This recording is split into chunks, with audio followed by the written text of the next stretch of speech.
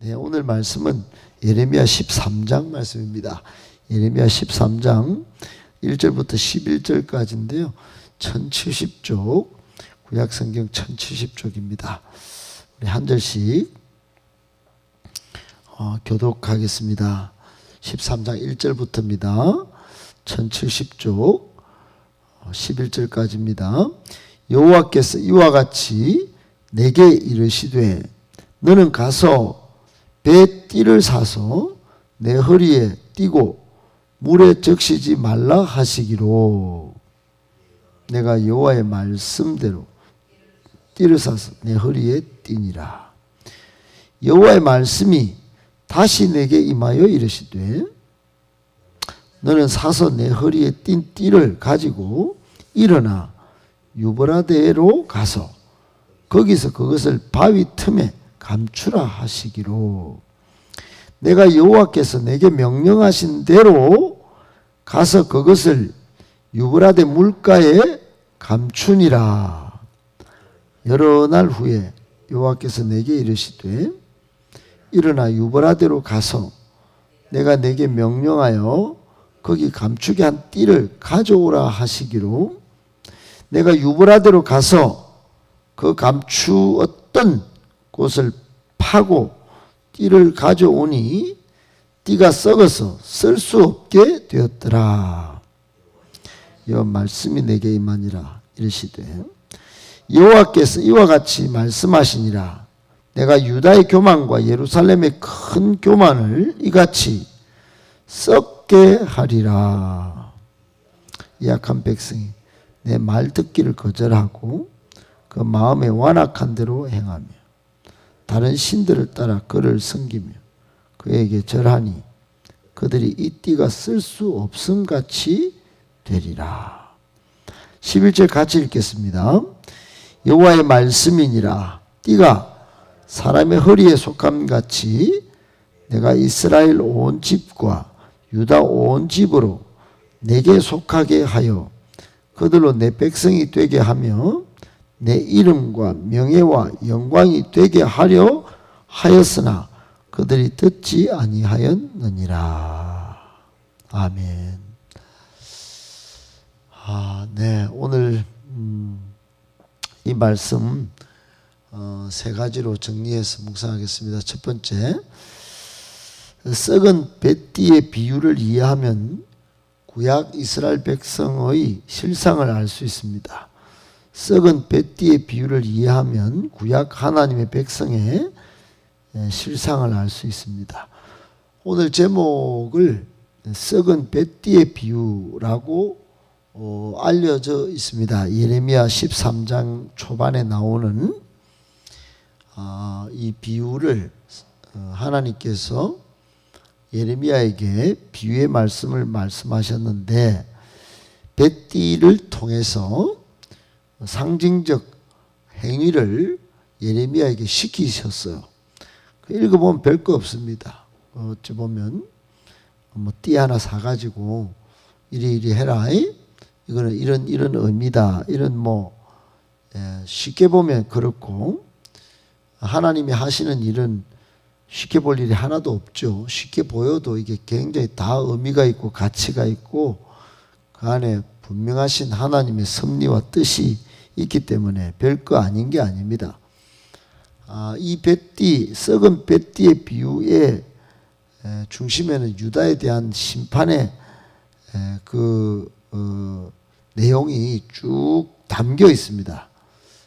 지금 유다를 어떻게 하나님이 심판하시는 중에 예레미야에게 비유의 말씀으로 말씀하신 것이 이름하여 썩어버린 뱃띠의 비유, 띠를 이제 배의 성질로 된 띠를 사서 허리에 묶은 거죠. 썩은 뱃띠의 비유는 먼저 세 가지 명령이 나옵니다. 1절부터 7절까지 세 번의 명령을 하나님이 이제 하시는데 첫 번째는 먼저 뱃띠를 사서 허리에 착용해라. 허리에 우리 허리에 지금 저도 이렇게 이게 있죠. 허리를 묶는 띠가 옛날에는 있었죠. 지금은 뭐 아주 시대가 좋아져서 잘 묶이지만은 옛날에 직접 묶었습니다. 사서 배띠를 사서 허리에 착용하고 물에 적시지 말라. 이게 1절의 첫 번째 명령입니다. 뭐 어렵지 않습니다. 띠 하나 사가지고 허리에 묶고 물에 안 담그면 되죠. 두 번째는 또 이제 배띠를 그 배띠만 가지고 가가지고 아마 뭐 허리에 찬 채로 가든지 뭐 들고 가든지 유브라데 강에 가라는 거예요. 유브라데 강으로 가서 거기서 바위 틈에 감추라고 하나님이 명령을 합니다. 이 명령은 이 명령도 뭐 별거 없어요. 저희 동네에 뭐 바위 틈이 많아가지고 그 감추는 건 뭐 어렵지 않습니다. 너무너무 그냥 일상적인 비유의 말씀이고 또 할 수 있는 이야기입니다. 그런데 유브라데 강으로 간다는 게 여러분의 머릿속에는 그냥 우리 동네 내강강? 그게 아니고 엄청 유명한 강입니다. 예루살렘에서 무려 1200km를 가야 됩니다. 엄청난 거리입니다. 엄청난 거리. 그러니까 예레미야가 실천하려면 이거 엄청난 순종이 필요했다. 세 번째는 또 하나님이 명령을 하는데 이제 감추었어요. 가서 이제 감추었더니 5절에 여러 날 위에 하나님이 또 이제 명령하시기를 이제 감추었던 그 띠를 또 가져오라는 거예요. 참 이것도 여러분 뭐 가져오는 거야 뭐 쉬운 일이지만은 다시 가서 갔다 와야 되니까 이거 뭐 엄청난 겁니다 이게. 그러니까 2번이나 가야 되는 거죠. 2번이나 가는데 한 번 갈 때 1200km, 올 때 1200km, 또 가면 또 1200km, 또 오면 1200km. 이거 뭐 아이고 사람으로서는 띠 하나 가지고 강의 바위 틈에 숨겼다가 찾아오는 거 이게 참 쉬워 보여도 쉬운 일이 아닙니다. 갖고 왔더니 어떻게 됐습니까? 7절에 썩어서 쓸 수 없게 됐다. 근데 이제 이게 8절부터 11절은 이 썩어서 쓸 수 없게 된 배띠이고 시켜서 했더니 이게 비유를 통해서 드러나고 나타난 문제가 뭐냐? 그게 문제 구덩이인 유다 백성의 실상, 즉 교만, 부패 이런 겁니다. 한마디로 이제 불순종이죠. 불순종이 꽉 자기 말씀을 안 듣는 겁니다. 교만해가지고. 이건 앞 8절에는 교만 나오죠. 유다의 교만. 그리고 중간에 그 9절 이하에는 다른 신들을 따라 섬기고 그게 이제 쓸 수 없게 된 9절 10절에 11절 끝에는 그들이 듣지 아니한 것 때문에 한마디로 불순종, 교만 이게 다 연결되어 있고 이 배띠의 썩은 배띠의 비유는 유다 백성이 교만하고 불순종하고 타락한 이 우상 숭배하는 이런 것 때문에 쓸 수 없게 됐다 이 말. 쓸 수 없게 됐다. 하나님이 옛날에는 하나님의 이름도 주고 영광도 주고 11절 끝에 보면 명예도 줬는데 이제는 뭐 하나 쓸모없다. 예. 그 내면에 여러분 이 지금 유다 백성이 이 정도 된 겁니다. 여러분 성경에 수많은 비유가 있는데 이거 뭐 쉬워 보여도요 비유가 읽기에는 비유가 좀 쉽습니다. 예수님도 비유를 많이 말씀하셨고 근데 우리에게 적용을 딱 해보면은 그 우리의 실상이 딱 적나라하게 드러나는 겁니다. 하나씩 둘씩 그 뭐 예수님의 비유도 많죠. 달란트 비유. 그 뭐 작은 일에 충성하지 않는 우리 실상도 다 드러나고.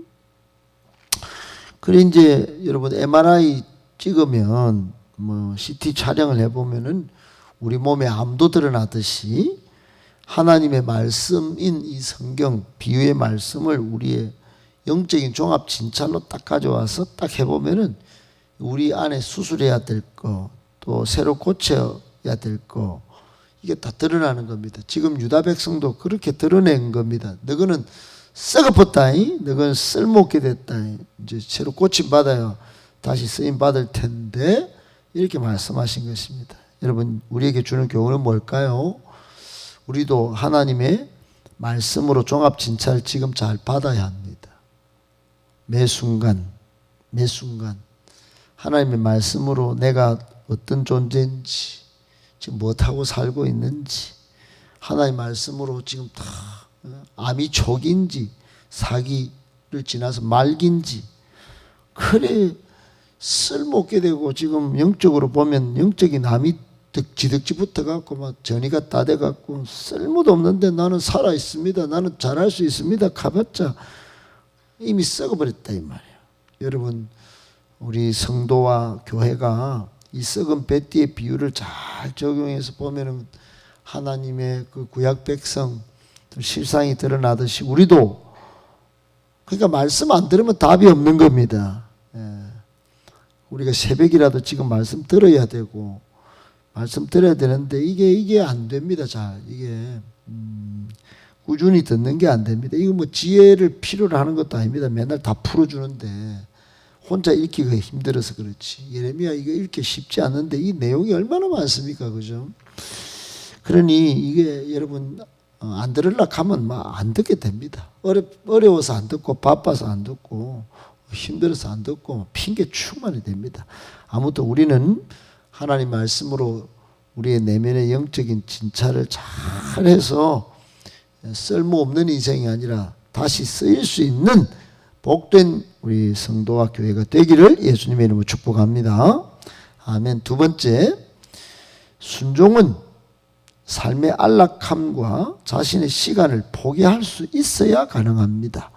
순종은 자신의 안락함, 삶의 안락함과 자신의 시간을 포기할 수 있어야 가능합니다.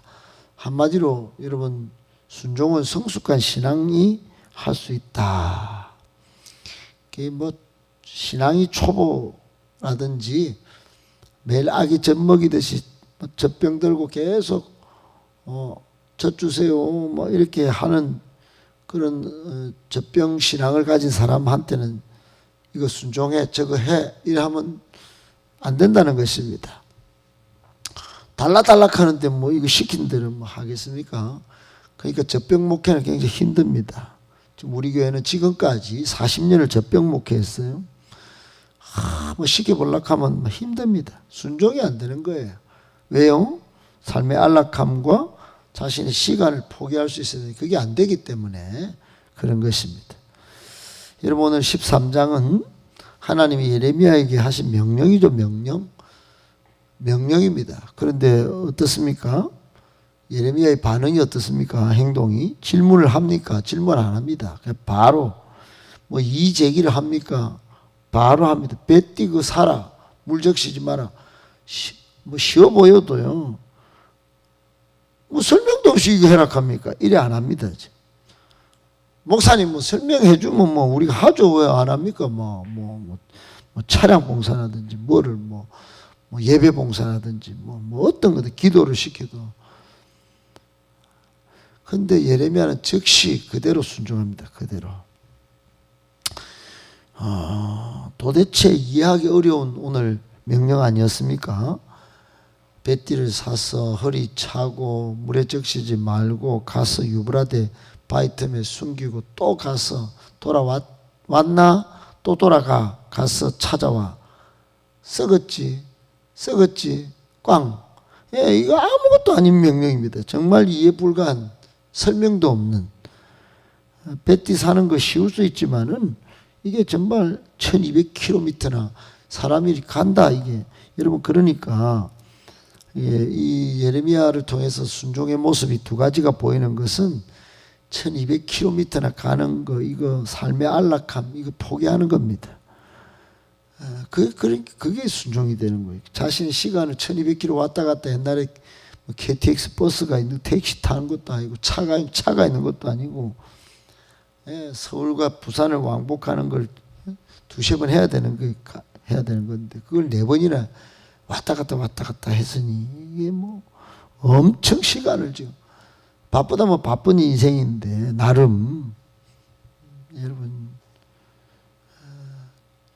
저도 오늘 이제 두날개 지역 임원들 모임이 포항에서 빈내리 교회에 있습니다. 빈내리 교회는 뭐 그렇게 작은 교회입니다. 돈 한 푼도 없이 개척하자마자 3년 만에 건물을 주세종 장로님이라고 큰순방에서 교회 서울에서 오신 장로님이 지어가지고 그 뭐 엄청 교회 잘 지었습니다.